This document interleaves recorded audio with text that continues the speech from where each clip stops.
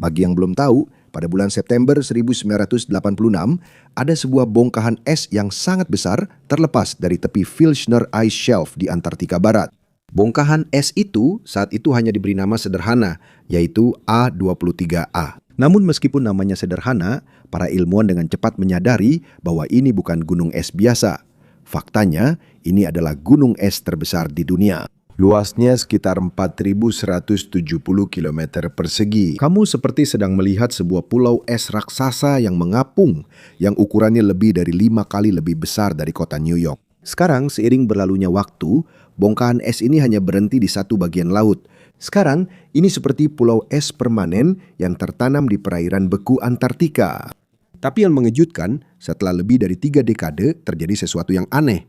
Baru pada tahun 2023, A23A mulai bergerak lagi. Seolah-olah raksasa yang tidur di bawah dunia yang dingin itu terbangun kembali.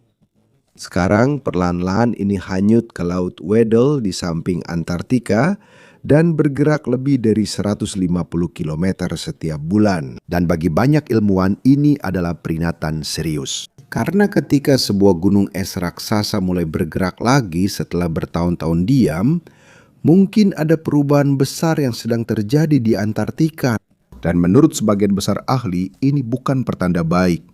Tapi pertanyaannya sekarang, seberapa penting sebenarnya benua yang membeku ini? Dan ini adalah pertanyaan-pertanyaan penting lainnya. Apa yang akan terjadi jika semua es di Antartika benar-benar mencair? Dan seperti apa juga rupa dunia jika permukaan laut naik lebih tinggi dari banyak gedung? Dan benarkah ada darah yang mengalir di sini yang berasal dari gletser? Dan satu lagi pertanyaan yang bikin penasaran adalah, kenapa begitu banyak meteorit ditemukan di sini? Dan mungkinkah suatu hari nanti Antartika bisa menjadi hijau kembali? Di video ini semua itu akan kita bahas. Tapi sebelum kita mulai, jangan lupa untuk menyukai video ini. Ini sangat berarti bagi kami para pembuat konten. Terima kasih banyak dan sekarang mari kita mulai. Sebagai permulaan, mari kita bahas dulu beberapa hal penting. Bagi yang belum tahu, sejak dulu sudah ada peta-peta kuno yang menunjukkan tanah misterius di ujung dunia. Sering disebut sebagai tanah selatan atau kadang-kadang terra incognita yang artinya tempat yang belum dikenal. Bahkan filsuf Yunani Aristoteles pernah menyebutkan sebuah wilayah di bagian paling selatan bumi sekitar tahun 350 sebelum Masehi dalam bukunya tentang cuaca dan alam. Namun yang mengejutkan, baru pada abad ke-19 manusia benar-benar mengkonfirmasi keberadaan Antartika dan baru saat itulah mereka menganggapnya sebagai sebuah benua yang nyata. Pengamatan resmi pertama terjadi baru pada tahun 1820 dan untuk memahami betapa barunya ini dalam sejarah manusia, coba bayangkan saja. Pada masa itu baterai sudah ditemukan, fotografi juga sudah ada, bahkan minuman ringan pun sudah ada saat itu. Dan Christopher Columbus sudah menemukan Amerika lebih dari 3 abad sebelum Antartika ditemukan. Dan meskipun mereka sudah menemukannya, banyak orang masih belum langsung percaya bahwa itu adalah sebuah benua utuh. Butuh waktu hampir 2 dekade sebelum secara resmi diakui sebagai benua yang terpisah. Dan bukan hanya pulau biasa. Meskipun begitu, semakin para ilmuwan mempelajari Antartika, mereka semakin terpesona. Karena ternyata tempat ini bukan sekedar daerah yang dingin saja. Ternyata tempat ini juga sangat luas. Luasnya lebih dari 14,2 juta kilometer persegi, sehingga menjadi benua terbesar kelima di bumi. Tempat ini hampir 1,5 kali lebih besar dari seluruh Amerika Serikat. Garis pantainya mencapai hampir 18.000 kilometer. Tapi, seperti kata pepatah, itu baru puncak gunung es. Karena rahasia paling menakutkan dari Antartika ada di bawah lapisan esnya. Disinilah terdapat gletser-gletser terbesar di seluruh planet ini. Faktanya, hampir 90% dari semua es di bumi ada di Antartika. Artinya, hampir semua air beku di dunia ada di satu benua ini saja. Dan bahkan jika kita mengabaikan gletser laut dan hanya melihat gletser yang ada di daratan, luasnya masih mencapai hampir 14 juta kilometer persegi es yang tebal. Dan yang lebih mengejutkan lagi adalah jumlah es yang tersimpan di sini. Diperkirakan ada sekitar 26,5 juta kilometer kubik es di Antartika. Dan untuk memahami seberapa berat itu, 1 kilometer kubik es memiliki berat sekitar 0,92 gigaton. Singkatnya, Seluruh lapisan es di Antartika memiliki berat sekitar 24.380 gigaton. Dan masih ada bagian di sini di mana ketebalan esnya lebih dari 4 kilometer. Itu bahkan lebih tinggi dari banyak gunung. Tapi inilah pertanyaan yang paling menakutkan. Apa yang akan terjadi jika semua itu mencair? Menurut para ilmuwan, jika semua es di Antartika benar-benar hilang, permukaan laut dunia akan naik sekitar 58 meter. Itu hampir 190 kaki jika dijumlahkan. Jika itu terjadi, banyak kota terkenal di dunia kemungkinan besar akan tenggelam sepenuhnya. Kota-kota seperti New York City dan London bisa hilang dari peta karena banjir. Dan negara Belanda yang memang letaknya rendah dibanding permukaan laut, benar-benar akan terhapus dari peta dunia. Tapi ada satu detail penting lagi di sini. Es di Antartika bukan hanya air biasa. Ini adalah air tawar. Faktanya, hampir 70% dari seluruh air tawar di bumi tersimpan di sini. Dan disinilah Antartika menjadi semakin istimewa. Karena meskipun dikelilingi oleh begitu banyak es, tempat ini tetap dianggap sebagai gurun. Ya, gurun. Dan bukan hanya sekedar gurun saja. Bahkan, ini adalah gurun paling kering di seluruh dunia. Tapi bagaimana itu bisa terjadi? Bagaimana mungkin sebuah tempat dengan es dan air terbanyak di seluruh planet ini bisa menjadi gurun? Soalnya, ketika kita mendengar kata gurun, otomatis yang terlintas di pikiran kita adalah panas yang menyengat, hamparan pasir yang luas, dan badai pasir besar seperti di Gurun Sahara. Tapi menurut para ilmuwan, ternyata anggapan umum kebanyakan orang tentang gurun itu salah. Karena sebenarnya, dasar utama sebuah tempat disebut gurun bukanlah panas, melainkan kekurangan hujan. Singkatnya, kalau hampir tidak ada presipitasi atau hampir tidak ada hujan maupun uap air yang turun di suatu tempat, itu sudah bisa disebut gurun meskipun sekelilingnya penuh es. Dan itulah tepatnya yang terjadi di Antartika. Di Kutub Selatan, rata-rata presipitasi setiap tahunnya hanya sekitar 15 mm saja. Itu sangat sedikit. Supaya kamu punya gambaran seberapa sedikit itu, Gurun Sahara sendiri bahkan menerima lebih banyak hujan setiap tahunnya. Dan itu sekitar 76 mm. Ya, Gurun Sahara bahkan lebih basah daripada Antartika. Ada beberapa daerah pesisir di Antartika yang kadang-kadang mengalami sedikit salju atau presipitasi. Tapi itu sangat jarang dan jumlahnya tetap sangat sedikit. Jadi secara keseluruhan, benua ini tetap sangat kering. Jadi meskipun tertutup lapisan es yang sangat tebal, secara resmi masih disebut sebagai gurun sejati. Dan yang lebih mengejutkan, lapisan es tebal yang kita lihat sekarang tidak terbentuk hanya dalam beberapa tahun atau abad saja. Butuh jutaan tahun untuk membentuk lapisan es yang sangat besar di Antartika. Dan kalau kamu pikir tempat itu sudah sangat kering, ada yang lebih ekstrim lagi. Ada satu bagian di Antartika yang menurut para ilmuwan tidak pernah mengalami hujan atau presipitasi apapun selama hampir 2 juta tahun. Artinya, ada tempat di bumi yang selama 2 juta tahun hampir tidak pernah turun hujan. Dan nanti kita juga akan membahas kenapa tempat itu sekarang terlihat seperti planet lain. Kembali lagi, salah satu hal paling unik tentang Antartika adalah bahwa tempat ini sebenarnya tidak punya pemilik. Ini bukan negara, juga bukan koloni. Memang ada beberapa negara yang mengklaim sebagian wilayah di sini, tapi secara keseluruhan tidak ada negara resmi yang memiliki Antartika. Tapi meskipun begitu, Antartika tetap punya kode telepon sendiri, domain internet.aki, dan bahkan bendera sendiri. Tempat ini benar-benar seperti dunia yang terpisah dari apa yang biasa kita kenal. Dan memang banyak hal di Antartika yang tidak mengikuti aturan biasa di bumi. Contohnya saja, zona waktu di sini hampir tidak ada artinya. Di bagian lain dunia jelas jam berapa pagi, siang, atau malam. Tapi di Antartika itu tergantung pada stasiun riset tempat kamu berada. Setiap stasiun menggunakan waktu mereka sendiri. Dan kalau kamu tanya sekarang jam berapa di Antartika, itu sebenarnya pertanyaan yang agak menjebak. Karena di Kutub Selatan ada waktu di mana matahari hampir tidak pernah terbenam. Dari 21 September sampai 23 Maret terjadi yang namanya siang kutub. Selama periode itu memang tidak pernah malam. Matahari hanya berputar di sekitar cakrawala sementara terus bersinar. Seperti satu hari yang sangat panjang yang berlangsung selama 184 hari normal. Setelah itu akan datang malam kutub, periode panjang yang hampir terus-menerus gelap. Karena itu hampir tidak ada pemisahan yang jelas antara siang dan malam di Antartika. Dan tentu saja karena kondisi di sana sangat ekstrim, hampir tidak ada orang yang ingin tinggal secara permanen di tempat itu. Hampir tidak ada penduduk tetap di Antartika. Tapi meskipun begitu, masih ada orang-orang yang tinggal di sana setiap tahun. Biasanya ada sekitar 1.000 hingga 5.000 orang di Antartika tergantung musim. Kebanyakan dari mereka adalah ilmuwan, peneliti, pegawai pemerintah, dan kadang-kadang juga keluarga mereka. Di bagian Antartika yang lebih mudah diakses, persyaratannya sudah sangat ketat sebelum kamu diizinkan ikut ekspedisi. Tapi semakin kamu pergi ke tempat yang lebih berbahaya, aturannya jadi semakin ketat. Dan ada satu persyaratan yang benar-benar mengejutkan. Di beberapa misi, orang-orang yang belum pernah dioperasi usus buntu mungkin belum diizinkan ikut. Kedengarannya aneh kan? Tapi kenapa harus mengangkat usus buntu sebelum pergi ke Antartika? Apakah ada virus mematikan di sana yang menyerang usus buntu? Jawabannya terkait dengan sebuah kejadian nyata yang hampir menjadi tragedi. Pada tanggal 29 April 1961, seorang dokter Soviet berusia 27 tahun bernama Leonid Drogosov tiba-tiba merasakan kelemahan parah, demam, muntah, dan nyeri hebat di bagian kanan perutnya. Dan karena dia satu-satunya dokter dalam ekspedisi yang beranggotakan 13 orang itu, dia tidak punya pilihan lain selain memeriksa tubuhnya sendiri. Setelah pemeriksaan, muncul diagnosis yang menakutkan, yaitu apendisitis akut. Dan yang lebih parah lagi, tidak ada pesawat terdekat yang bisa menyelamatkannya. Cuaca saat itu juga sangat buruk, sehingga evakuasi mustahil dilakukan. Singkatnya, seolah-olah dia sudah divonis mati.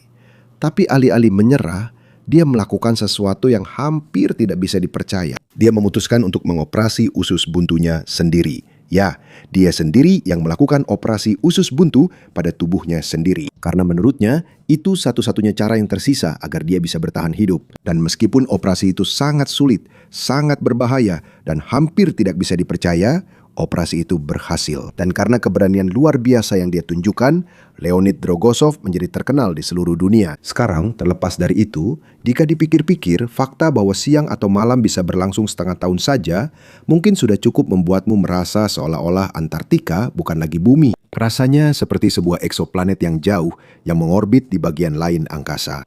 Tapi ada satu hal lagi yang semakin membuatmu merasa seperti berada di luar angkasa saat berada di Antartika. Dan tidak, kita belum membicarakan alien, setidaknya untuk saat ini. Karena ada satu jenis pengunjung lagi yang secara rutin datang ke tempat ini. Meteorit. Sebenarnya, Antartika adalah salah satu tempat terbaik di bumi untuk mencari meteorit dari luar angkasa. Hampir 2/3 dari semua meteorit yang ditemukan di planet ini ditemukan di sini. Dan wajar saja banyak orang bertanya-tanya, kenapa di sini? Apakah Antartika lebih sering terkena meteorit dibandingkan tempat lain? Bagi sebagian orang, mungkin teori konspirasi langsung terlintas di pikiran. Tapi alasan sebenarnya jauh lebih sederhana. Sebenarnya tidak lebih banyak meteorit yang jatuh di sini. Hanya saja meteorit lebih mudah ditemukan di sini. Karena lingkungan di sekitarnya sangat putih, bahkan batu kecil yang gelap di atas es akan langsung terlihat. Seperti menjatuhkan sepotong arang di atas kertas putih. Selain itu, udara di Antartika juga sangat kering. Jadi kerusakan meteorit di sini lebih sedikit dibandingkan dengan bagian dunia lainnya. Dan meskipun mereka tenggelam ke dalam salju, ada efek unik dari pergerakan gletser. Gletser tidak membiarkan meteorit tenggelam terlalu dalam. Sebaliknya, mereka sering tetap berada dekat permukaan. Jadi bagi para ilmuwan, Antartika seperti ladang harta karun alami. Pada ekspedisi dari tahun 2022 hingga 2023, ada tim riset internasional yang langsung menemukan 5 meteorit baru, hanya setelah pencarian singkat. Dan salah satu dari itu memiliki berat 7,6 kg. Itu sangat besar untuk sebuah meteorit. Menurut Maria Valdez dari Field Museum of Natural History dan University of Chicago, sekitar 45.000 meteorit telah dibawa dari Antartika hanya dalam 1 abad terakhir. Dan dari jumlah sebanyak itu, hanya sekitar 100 yang sebesar atau lebih besar dari meteorit yang ditemukan oleh ekspedisi tersebut. Itu artinya, penemuan seperti itu sangatlah langka. Tapi meskipun yang kita bayangkan tentang Antartika hanyalah es dan salju, bukan berarti itu saja yang bisa kamu temukan di sana. Karena ada beberapa tempat di Antartika yang tampak seperti pegunungan di Eropa. Kadang-kadang, jika kamu melihat beberapa fotonya, kamu bisa saja mengira sedang berada di pegunungan Alpen Swiss. Tapi ada satu detail yang langsung mengingatkanmu bahwa kamu benar-benar berada di Antartika, yaitu para penguin kaisar. Karena penguin kaisar hanya bisa ditemukan di sini dan tidak ada di tempat lain di bumi. Dan setiap bulan November hingga Maret, saat musim panas di belahan bumi selatan, ada kapal pesiar yang mengunjungi Antartika. Ya, ada juga pariwisata di benua terdingin di dunia. Tapi semakin kamu menuju ke bagian paling selatan Antartika, terutama saat musim dingin, di sanalah kamu benar-benar merasakan betapa ganasnya tempat ini. Jenis dingin yang seolah-olah bisa menembus sampai ke tulang. Faktanya, suhu terendah yang pernah tercatat di bumi juga terjadi di sini. Pada tahun 2010, tercatat suhu minus 92 derajat Celcius di Antartika. Itu adalah suhu terdingin yang pernah tercatat di seluruh planet. Dan saat kita membicarakan tentang Antartika, ada satu hal lagi yang hampir semua orang pernah dengar, lubang ozon. Tapi meskipun istilah itu terkenal, banyak orang sebenarnya tidak benar-benar memahami seberapa serius masalah ini. Lubang ozon adalah bagian dari atmosfer di mana konsentrasi ozon turun sangat drastis. Dan lapisan ozon sangat penting karena berfungsi sebagai pelindung bumi dari bahaya radiasi ultraviolet yang berbahaya dari matahari. Tanpa lapisan ini, kehidupan di planet ini akan jauh lebih berbahaya. Namun, ada satu hal yang sering disalahpahami oleh banyak orang. Lubang ozon di Antartika bukanlah lubang permanen yang terbuka sepanjang tahun. Ini adalah fenomena musiman. Artinya, lubang ini muncul dan mengecil tergantung musim. Masalah ini pertama kali ditemukan oleh para ilmuwan Inggris pada tahun 1985. Mereka menyadari bahwa setiap bulan Agustus ada bagian besar dari atmosfer di Antartika yang konsentrasi ozonnya sangat rendah. Dan ketika bulan Desember tiba, hampir seluruhnya menghilang juga. Karena hal ini, komunitas ilmiah langsung merasa khawatir. Karena jika ini terus memburuk, kemungkinan besar akan berdampak besar pada seluruh bumi. Dan menurut penjelasan yang paling diterima oleh para ilmuwan, manusia juga merupakan penyebab utamanya. Secara khusus, penggunaan klorofluorokarbon atau CFC dan lebih dari 100 bahan kimia berbahaya lainnya. Karena kekhawatiran yang besar, berbagai negara bergerak dengan cepat. Pada tahun 1985, Konvensi Wina untuk perlindungan lapisan ozon ditandatangani. Dan hanya 2 tahun kemudian, hal ini diikuti dengan Protokol Montreal pada bulan September 1987. Sejak saat itu, situasinya perlahan membaik.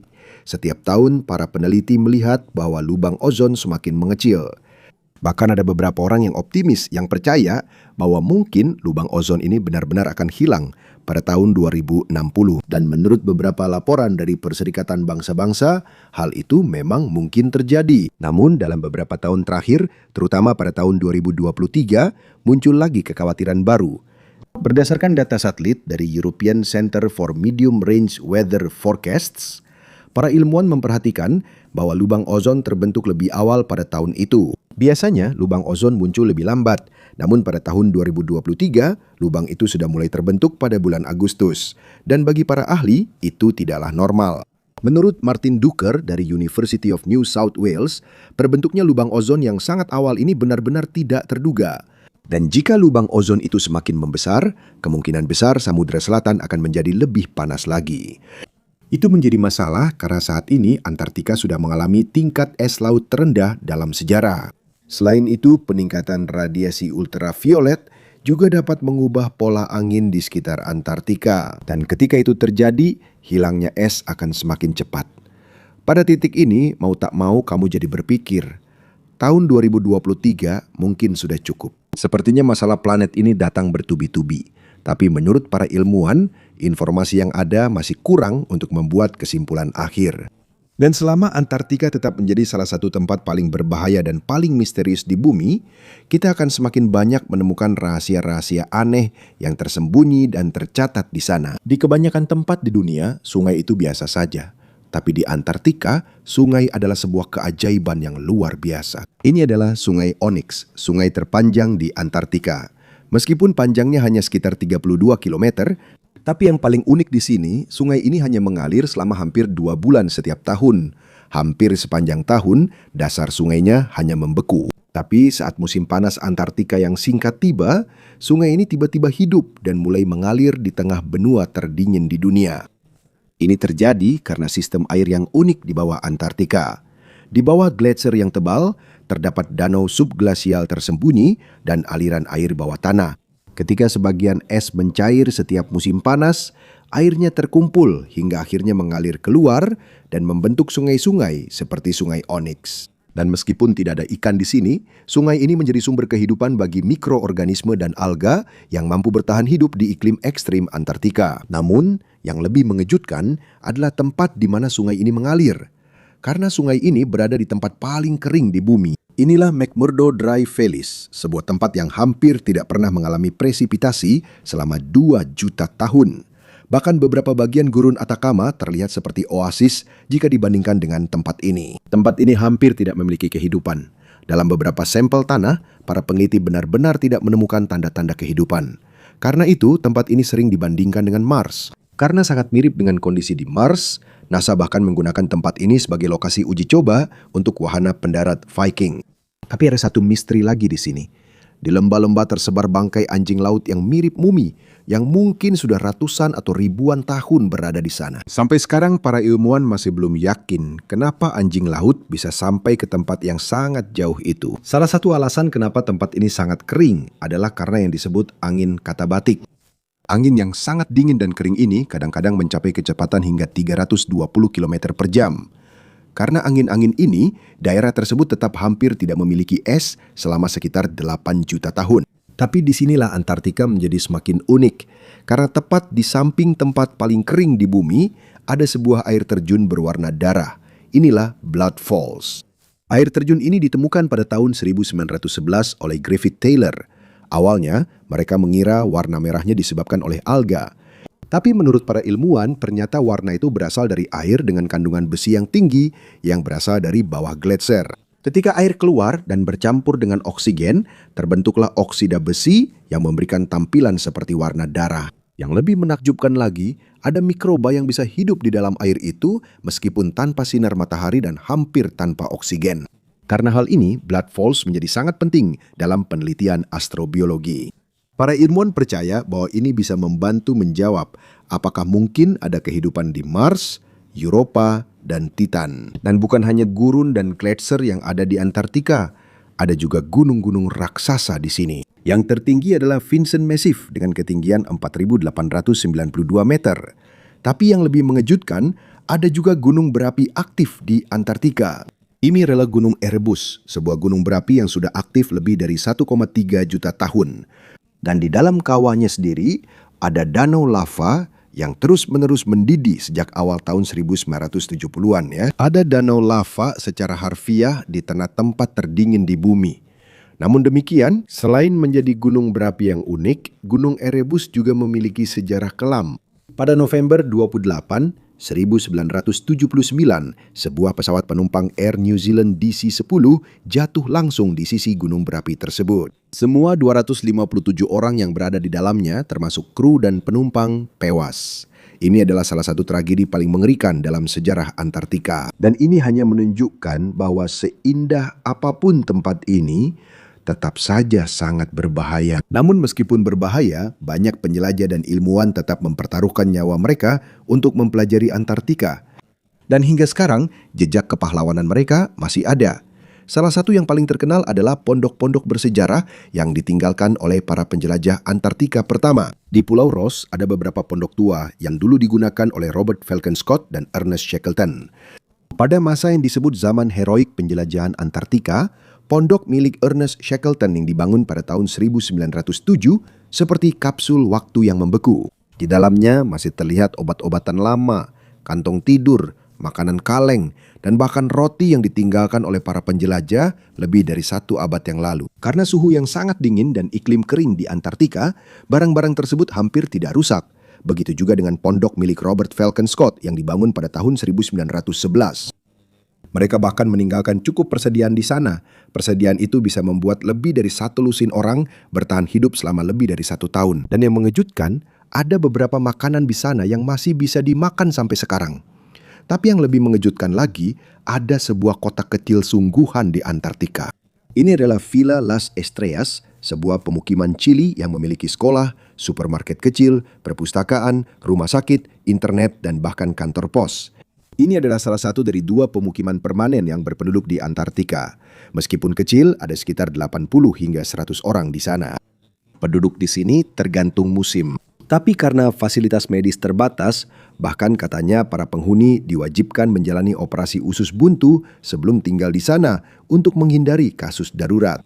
Dan tentu saja Antartika tidak akan lengkap tanpa membicarakan tempat paling terkenalnya, Kutub Selatan. Tempat ini juga dikenal sebagai Kutub Selatan Geografis atau 90 derajat selatan.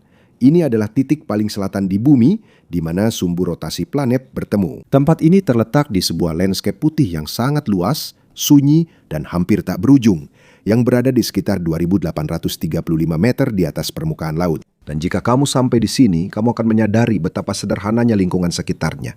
Tidak ada pohon, tidak ada gunung, hampir semuanya hanya es sejauh mata memandang. Tapi ada satu hal di sana yang istimewa. Sebuah batang logam yang berfungsi sebagai penanda persis titik kutub selatan. Dan menariknya, setiap tahun penanda itu dipindahkan sedikit demi sedikit.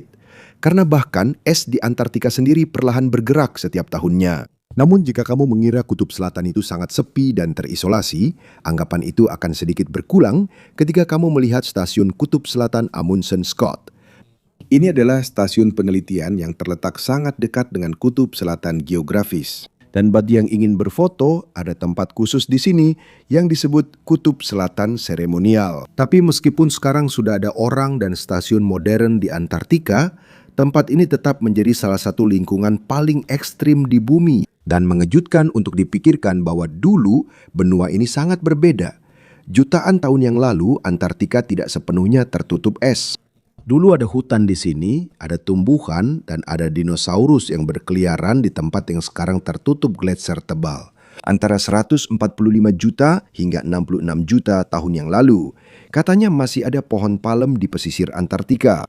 Dan suhu rata-rata saat itu sekitar 20 derajat Celcius. Para ilmuwan menyebut masa ini sebagai periode rumah kaca Eosen, di mana kadar karbon dioksida di atmosfer sangat tinggi sehingga iklim bumi menjadi sangat panas. Dan bukan hanya itu, dulu Antartika juga lebih dekat ke khatulistiwa, tapi seiring berlalunya jutaan tahun, benua itu perlahan-lahan terus bergerak.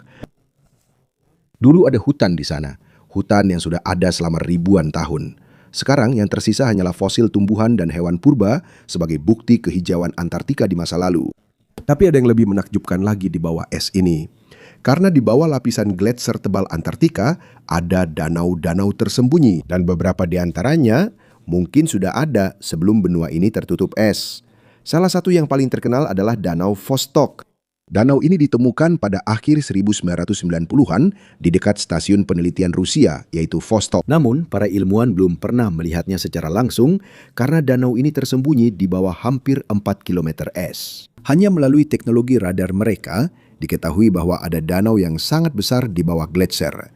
Dan ini bukan danau kecil. Panjangnya mencapai sekitar 160 km dan lebarnya hampir 30 km, seperti sebuah dunia tersembunyi di bawah Antartika. Karena itu, para ilmuwan menjadi sangat tertarik, karena es di atas danau itu seperti buku sejarah bumi. Informasi tentang atmosfer, debu, dan iklim planet ini jutaan tahun yang lalu terawetkan di sini. Tapi pertanyaan yang paling menarik, apakah mungkin ada kehidupan di dalam danau itu? Setelah proyek pengeboran panjang yang dimulai sejak 1989, akhirnya mereka mencapai danau itu pada tahun 2012. Dan ketika mereka mempelajari sampel dari sana, mereka menemukan sesuatu yang mengejutkan.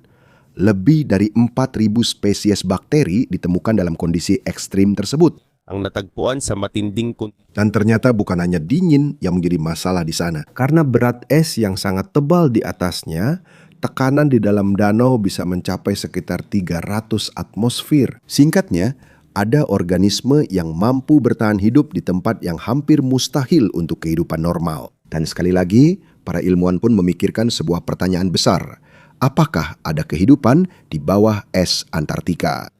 Apakah mungkin juga ada kehidupan di bawah lautan yang membeku? Planet atau bulan lain di luar angkasa? Sekarang, mari kita kembali. Kegembiraan para ilmuwan tentang Danau Vostok tidak bertahan lama. Akhirnya diketahui bahwa sebagian besar mikroorganisme yang mereka temukan ternyata berasal dari cairan pengeboran yang digunakan untuk melubangi es. Singkatnya, sampel-sampelnya terkontaminasi. Dan ternyata hampir tidak ada kehidupan di permukaan air danau itu. Hampir. Karena mereka masih menemukan satu hal lagi. Sebuah bakteri aneh yang mereka sebut W12310. Dan disinilah semuanya menjadi menarik. Saat mereka memeriksa genetika bakteri ini, kecocokannya dengan organisme yang sudah dikenal di bumi kurang dari 86% saja. Dan menurut para ilmuwan, dibutuhkan setidaknya 90% kecocokan genetik sebelum suatu organisme dapat dianggap sebagai spesies yang sudah ada. Artinya, ini mungkin adalah jenis bakteri baru yang belum pernah ditemukan oleh ilmu pengetahuan sebelumnya. Meskipun ini bukan monster atau makhluk asing seperti yang diharapkan beberapa orang, ini tetap merupakan penemuan besar. Dan sementara penelitian di Antartika terus berlanjut, semakin banyak rahasia kuno yang perlahan-lahan terungkap dari bawah es. Salah satu penemuan yang paling mengejutkan terjadi pada tahun 2020. Sebuah laporan di Nature mengumumkan tentang fosil burung bergigi tulang raksasa yang dulunya terbang di Antartika. Sisa-sisanya pertama kali ditemukan pada tahun 1980-an. Tetapi baru belakangan para ilmuwan menyadari betapa pentingnya penemuan ini. Makhluk ini termasuk dalam kelompok disebut Pelagornithids, burung laut predator purba yang memiliki semacam gigi tulang di paruhnya. Itu sebenarnya bukan gigi asli, tapi cukup untuk membuat penampilan mereka menakutkan. Dan yang paling mengejutkan, ukuran mereka sangat besar. Menurut para peneliti, rentang sayap burung-burung ini bisa mencapai 5 hingga 6 meter, hampir 20 kaki. Bahkan lebih besar daripada kebanyakan burung modern saat ini. Menurut Peter Close dari Universitas California, Berkeley, burung-burung ini dengan cepat menjadi raksasa setelah dinosaurus punah. Selama jutaan tahun, mereka menguasai langit di atas lautan purba Antartika. Dan kemungkinan masih banyak fosil makhluk seperti ini yang tersembunyi di bawah es. Karena pada zaman dahulu, Antartika tidak membeku. Faktanya, ada masa di mana suhu Samudra Selatan mencapai sekitar 30 derajat Celcius. Dulu, Antartika itu hangat, hijau, dan penuh kehidupan. Tapi menurut para ilmuwan, semuanya berubah karena peningkatan karbon dioksida yang sangat tinggi di atmosfer yang menyebabkan efek rumah kaca yang parah seperti sekarang. Kekhawatiran itu kembali muncul lagi. Karena menurut banyak ahli, pemanasan bumi saat ini terjadi lebih cepat dibandingkan hampir semua periode dalam sejarah planet ini. Dan kali ini bukan gunung berapi yang menjadi penyebab utamanya, melainkan industri modern manusia. Faktanya, beberapa bagian dari Antartika Barat mulai mencair, dan meskipun benua ini belum akan menjadi hijau kembali dalam beberapa dekade ke depan, para ilmuwan jelas melihat bahwa perubahan sudah dimulai. Tapi ada masalah besar. Jika es di kutub benar-benar mencair, bukan hanya Antartika yang akan berubah, tapi seluruh dunia juga. Ando,